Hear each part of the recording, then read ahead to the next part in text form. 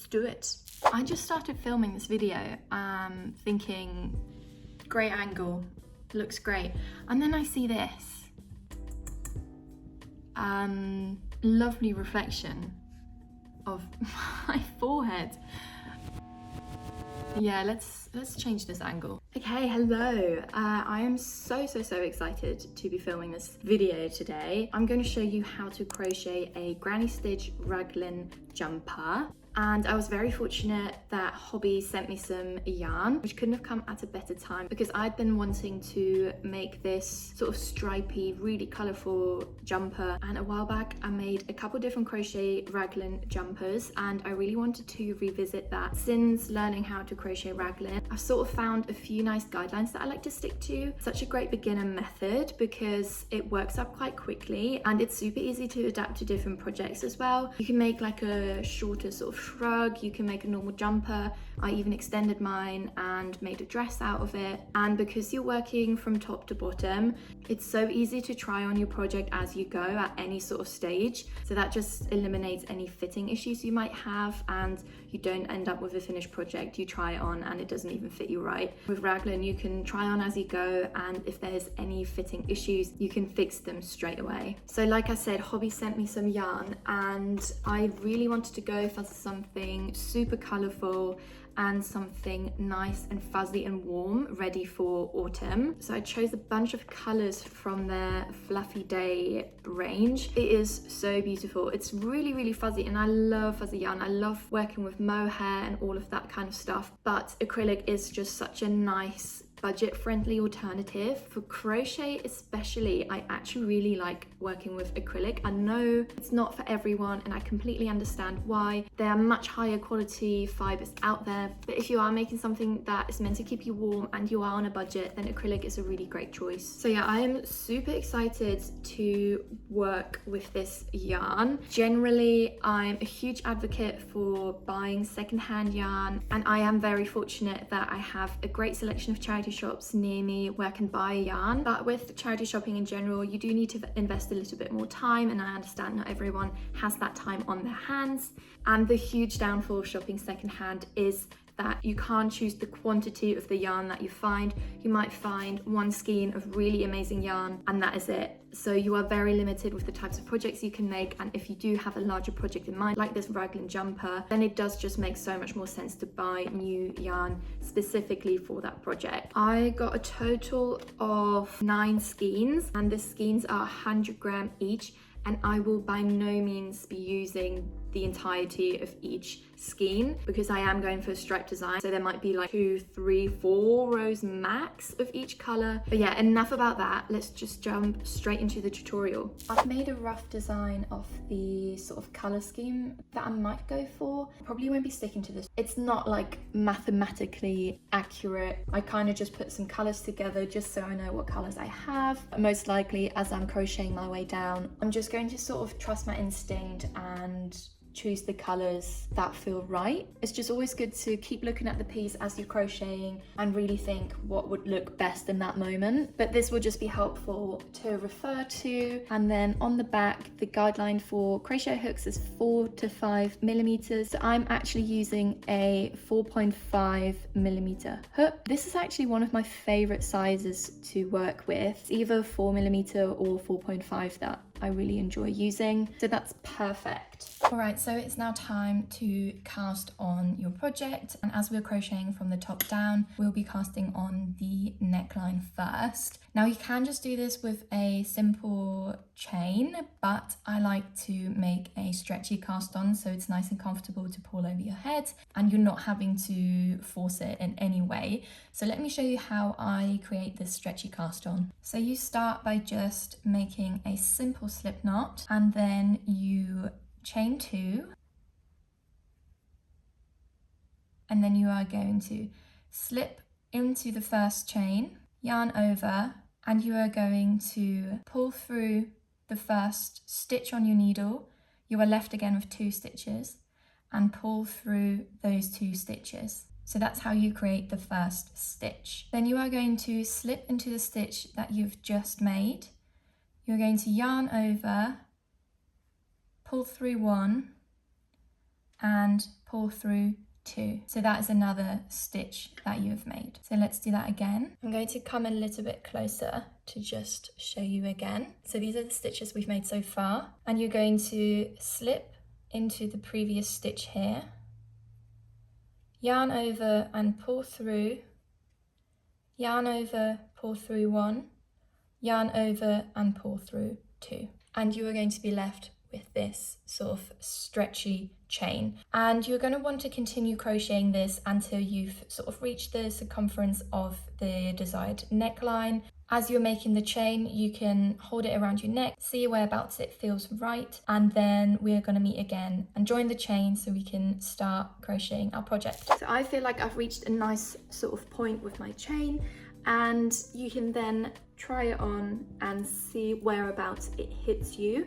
Now keep in mind, this is a stretchy cast on, so it might lay a bit wider than it is right now, just because the weight of the project will sort of stretch it out a little bit. And also as you take it on and off, you can see it might stretch, so just keep that in mind. But yeah, you can see how stretchy this is. If you are aiming for a bit more of a smaller neck hole and a tighter sort of neckline, you can also hold it against your head and stretch it. So this, for example, is the chain stretched out, and I could then see that this amount, I know for sure it will get over my head. As it then settles down here, it will sit nice and tight. For me, however, for this project, I would like a bit of a wider neckline. This feels about right. I am sort of accounting for a bit more of a stretch, so eventually it might sort of lay like this. So then when you are happy with the length of your chain, it is time to join it. So to join your chain, you have to just make sure that it's not twisted. So take your time and sort of lay it out in the right direction, which is what I'm doing here. And then once you are happy with that, you can slip into the first stitch that you made right at the beginning, and you can join them together with a slip stitch. Now, this is where I'm going to start changing out my colors. If you are crocheting the whole piece in just one solid color, you can skip this section, but I'm going to show you how I change my colors, and then also how I weave in my ends as I go. This will just help make a really clean project and save you time at the end, so you don't have to weave in any ends. We can actually start here already. So I have joined the chain, but you can see sort of the tail end of where I cast on is still there. So if I just reverse to before I joined my chain back to here, as I slip into the stitch to join them, I'm going to take the tail end and hold it with my working yarn together. And I'm actually going to work with those two yarns at the same time to slip through. So now I'm only slipping through this chain here and not through here, because this is where we are going to join the colors. So I'm just going to pop my project down and take the next color. And once you have this color ready, you're just going to want to start by making a nice little slip knot and then pick up your project again. Take your hook with the previous color on, join the slip knot to it, and this is where we are going to join all of the tail ends and working yarns together. So you're going to have 4 strands of yarn, the previous working yarn and its tail, and your current working yarn and the tail. So with the new color, you're then going to just pull that slip knot through both of those chains. You can pull the previous yarn a bit tighter, and then I like to just cut the end here, and you're left with just your new color. Now this is something that I like to do in order to not have everything unravel. Previous yarn is going to be below your current yarn. I like to just wrap it over, and then I'm going to chain 3, and then I'm going to chain 3 both with my working yarn and the tail. So I'm just going to go 1, 2 and 3. Now these 3 chains are also going to work as your first stitch. And if you've never made granny stitches before, I'm going to also show you how to do them now. At the same time as we're making our way in the round, I'm going to hold the previous yarn underneath. So we're going to be crocheting on top of this yarn. So it's nicely tucked in there as well. So in order for us to create the granny stitch pattern, you're going to want to turn your work over, and we're going to crochet 2 double crochets in the same chain where we just chained 3. So we're going to just yarn over 1, crochet into your previous stitch, yarn over and pull through, and you're going to yarn over, pull through 2 of the stitches, yarn over, pull through 2. So you've just created 1 double crochet, and we're going to do the same again within that same stitch to create your first cluster of granny stitches. So what you're going to do now is simply chain 1 stitch, and we're not going to crochet into the next stitch, but we're going to skip this and crochet in this stitch instead. So you're going to yarn over, again skip this stitch, and we're going to crochet in here instead, and we're going to create 3 double crochet in here. So that's 1, 2 and 3. Now keep in mind, at the same time, I'm still holding this yarn down here while we're crocheting over it. So this is how it's going to look. You now have 2 clusters of granny stitches in here. And you're just going to want to continue this all the way around. Again, always only crocheting into every other stitch. And once you've crocheted to the end of your row, we're going to just check in again and do another color swap. Okay, so I've reached the end of my row, and it's time to then join them together. So again, you're just going to chain 1 and find the 3rd stitch of your first double crochet, and you can just slip in there and pull your yarn through, and this is where you will now repeat the color changing process from earlier. So I'm going to do this again now, and then once I've changed my color, I'm going to show you how to divide the body and arms to create the raglan pattern.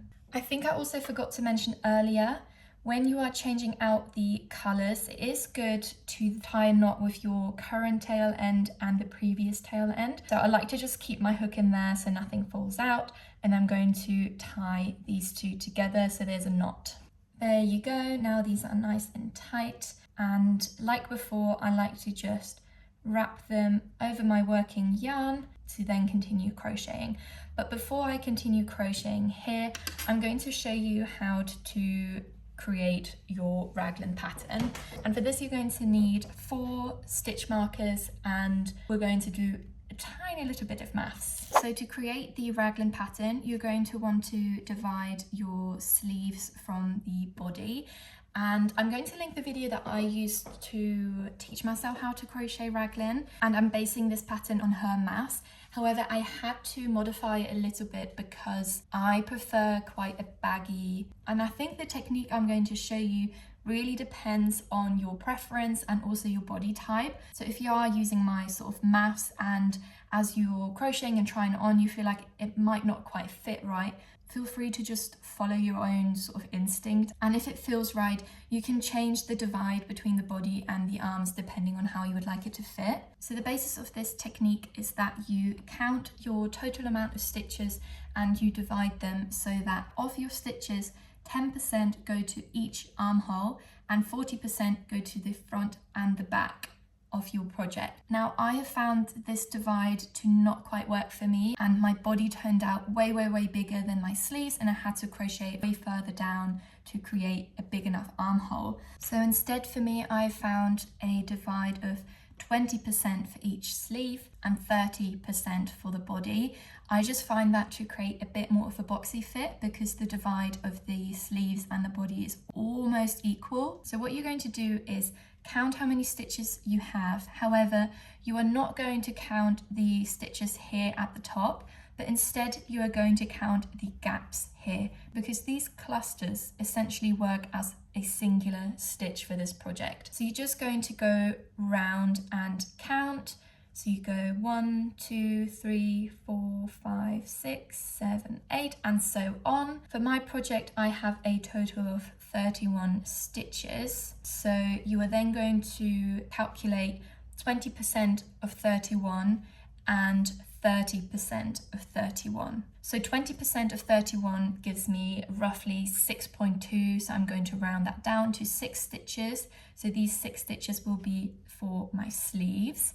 And then 30% of 31 gives me 9.3. So again, I'm going to round that down to 9 stitches. And then you're going to count these stitches down and leave your stitch markers. I would leave the cast on areas sort of in the middle of your arm stitches, so somewhere there. So I will count 1, 2, 3, 4, 5, 6 for my arms, and I'm going to just pop my stitch markers on here. And then from there, I'm going to count 9 for the first half of my body. So 1, 2, 3, 4, 5, 6, 7, 8, 9, and pop another stitch marker in. Then I will count 6 for my other sleeve.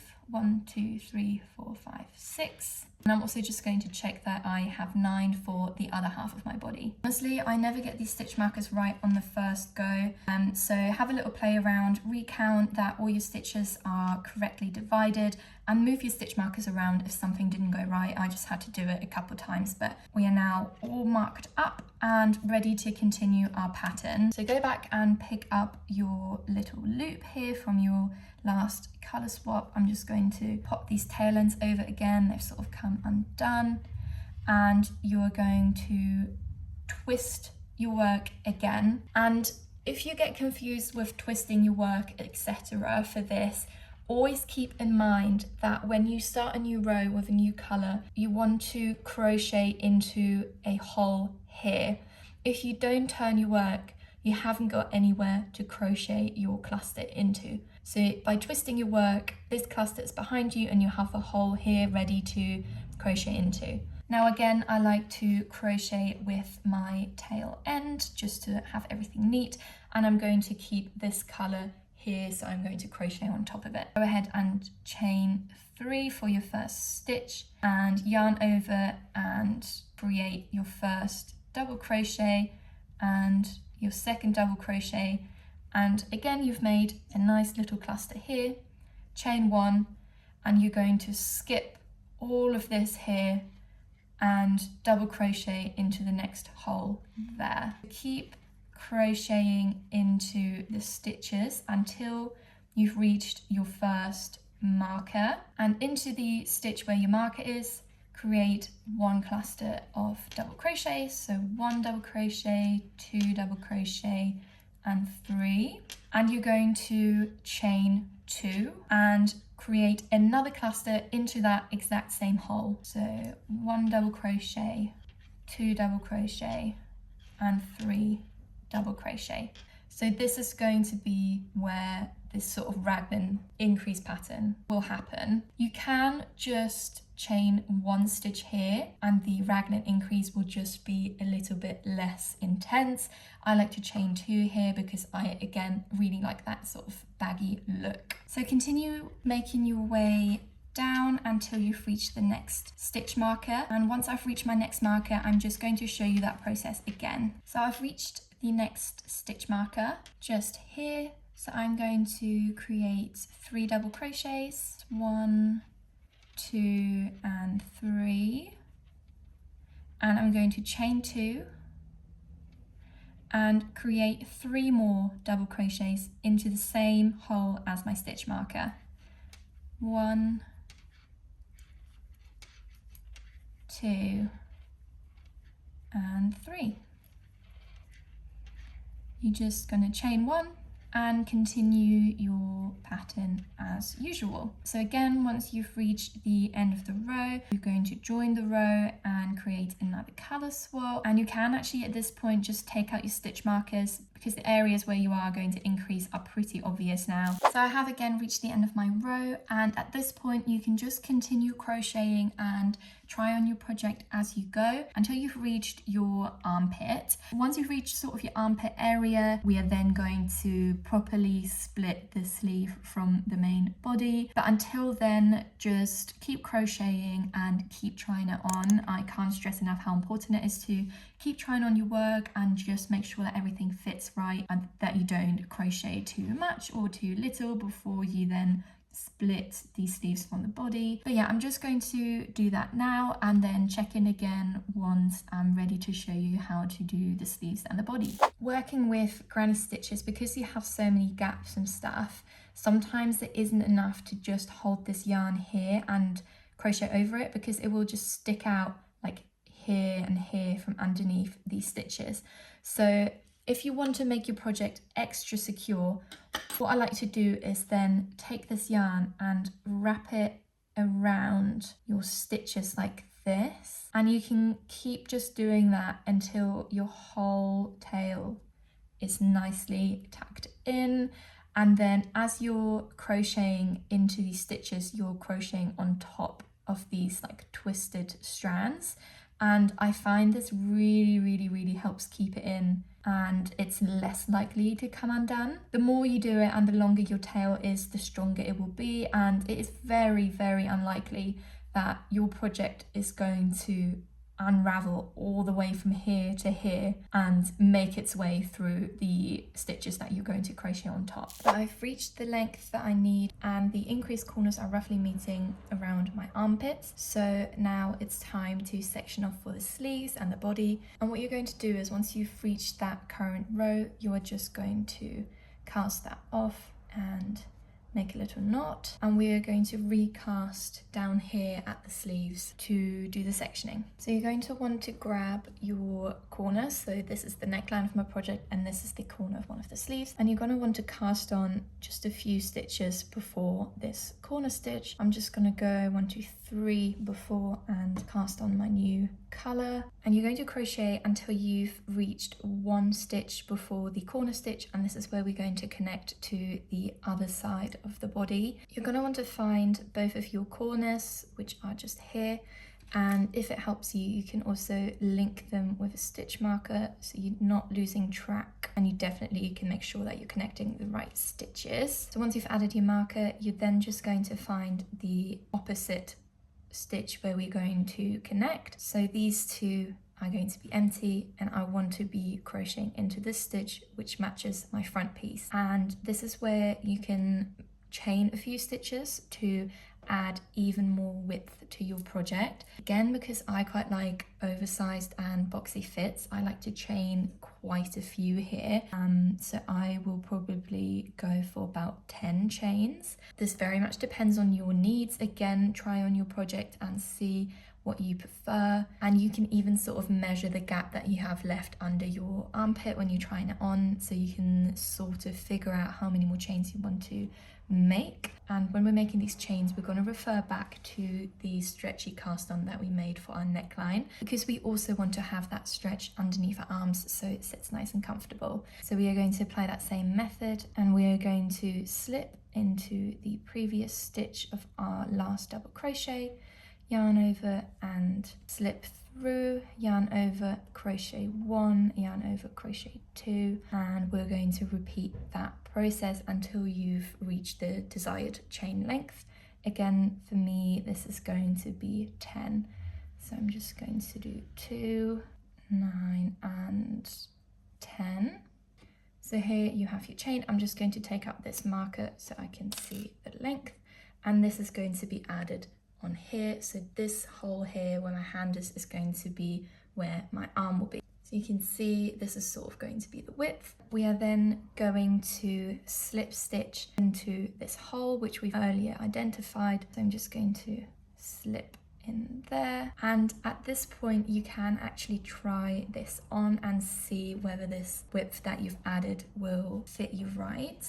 So then if you are happy with that chain, we are going to chain 3 and crochet 2 double crochets in that same stitch, and we've just made a nice little granny stitch cluster, and you're going to want to continue this until you've reached the next armhole increase. So again, I've reached the corner of the sleeve, so I'm just going to do my last cluster of double crochets in here, and we'll just need to identify again the other side of the project. But first I'm going to do my stretchy chain of 10 stitches, and we're going to slip the chain into our opposite piece. You can flip your work over, and we are going to chain 3 and double crochet twice within that same hole, and then you can just continue crocheting until it's time to join the row and change your color as well. And essentially you're just going to keep crocheting until you've reached the desired length for your body. I forgot to mention as well, once you've crocheted all the way up to where your chain begins, you're going to do the same as what you did with the neck, and you're only going to crochet into every other stitch. So once you've gotten to this point, you're going to crochet into the next stitch here, skip this one, crochet in here, skip this one, crochet in here. So even though I've chained 10 stitches, I'm only going to crochet 5 clusters into here. So once you've done the body, this is what you're going to be left with for the sleeves. And in order to make the sleeve, we are going to cast on here at the chain that we have previously added, and I sort of like to cast on right in the middle here, just so it's nice and even, and the seam, although it shouldn't be too obvious that this is where you're joining the rows, at least it will be under your armpit and sort of on the inside of your arm. And you're going to crochet into these empty spaces here. So you're just going to want to make a slip knot and add it to your hook, and we're going to chain 3 and crochet 2 double crochets into that stitch, chain 1, and you're going to crochet into the next stitch along, and again you're going to crochet into the next stitch, chain 1, and you're getting to the other bit of the arm. So you then have a bit of an awkward angle here, but you will crochet into this stitch here and just create 3 double crochets, chain 1, and go into the next, and you're going to this time only make 1 cluster into this section, chain 1, and move on to the next stitch. So you want to continue this all around until you're ready to join your row. So I've gotten to the end of crocheting around my sleeve, and I'm now ready to change color here, and you're just going to want to count that you have the right amount of clusters here. You should have half the amount of clusters of what you originally chained, so I chained 10 and I should have 5 clusters here. And if that is the case, then you are on the right track, and you can just continue crocheting around your sleeves and your body until you've reached the preferred length for both of those things. So I'm going to continue crocheting on my piece and make my way down. Okay, I have finished my whole jumper, and if you've been weaving in the ends like I showed you, then you can just trim all of these edges here. There shouldn't be too many flying about, but you might have a few sort of loose strands where you stopped covering them. So I'm just going to trim all of these off until everything looks nice and neat. At this point, I like to steam my piece, and you can see here the arms are quite short and the body is quite short, and I actually made it this way intentionally because I knew I was going to steam and block my piece, which means that all the stitches are going to drop and the arms are going to be longer. If you are not interested in steaming or in blocking, then you can just skip this part and just ignore what I did and instead crochet the sleeves and the body the length that you actually want it to be. Here I am just giving it a nice steam, and this really helps soften the project. If you haven't done this before, it's worth just steaming a little swatch prior to steaming your whole piece, just in case the outcome isn't quite what you are looking for. You can see here the back is where I steamed it and the front is where I just flipped it over, and you can see the huge difference in length that is added through the steaming. The overall outcome is so much more baggier, so much more oversized, and the sleeves have gotten so much more length. I am very tempted to now add some cuffs around the arms, and I feel like this will create a really nice sort of baggy arm. I've done it previously on another jumper and I really like that look. I think let's just give that a go, and I'll show you how to add some cuff. Because my sleeve is quite wide, I'm going to want to scrunch it together a little bit. I simply do this by double crocheting into each of these stitches, so it sort of brings the clusters together, and then I add a stretchy ribbing. I'm going to leave a tutorial for the stretchy ribbing down below, but essentially you're just going to add this around your sleeve here. I'm going to show you how to do this in a more colourful yarn, but I'm actually, for my finished piece, going to do the ribbing in black. It just doesn't show up very well on camera, so I'm going to do it with pink. So you want to cast on just anywhere really and feed your yarn through and chain 2 for your first double crochet, yarn over, go into the next stitch and chain and crochet 2, and you just keep doing that all around the edge of your sleeve, and you'll see it's sort of bringing the clusters together a little bit there. So this is what that then looks like. Everything is nice and clustered together.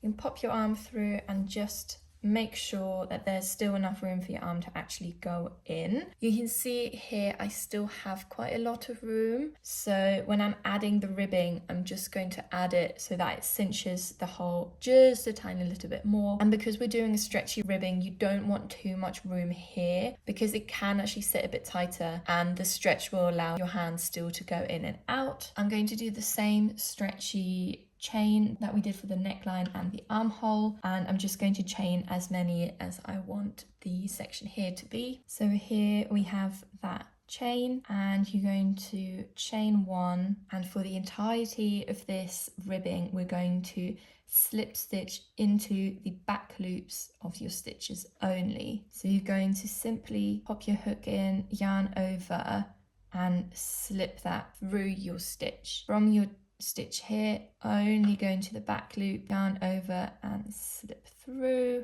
And once you've reached the end of your row here, we are going to slip into your double crochets, and what that's going to do is it's going to attach your chain down here, and you can literally work around in the round around these to cover the armhole. So this is where my current stitch is in. I've just reached here and I'm going to slip into this double crochet, just slip in there, and you can then turn your work and continue crocheting into the back loops here. Like I said, I want to make my armhole a little bit smaller, so instead of slipping into the next crochet every other row, I'm going to skip a double crochet. I hope that makes sense. I'm not going to do it for every row just because then the hole is literally going to be that small, but every other row I'm going to just skip a double crochet here so my ribbing will sit a little bit closer. So your ribbon should come along quite nicely, and you can see there's a nice amount of stretch here as well. I'm just going to swap over to the black yarn and then I'll show you the finished piece. So here we are, it's all done. You can see the nice cuffs that I added, and they just gave it such a nice finish and lovely sort of fit around the arms as well. I really love that baggy sort of bat wing look. And yeah, this is how you create a really nice baggy and oversized raglan crochet jumper using just easy granny stitches. And I hope I was able to teach you some things along the way. Please do let me know if you give this a go, and I'd love to see any outcomes. Yeah, thank you so much for watching, and there's loads more tutorials coming soon, so definitely subscribe and check them out.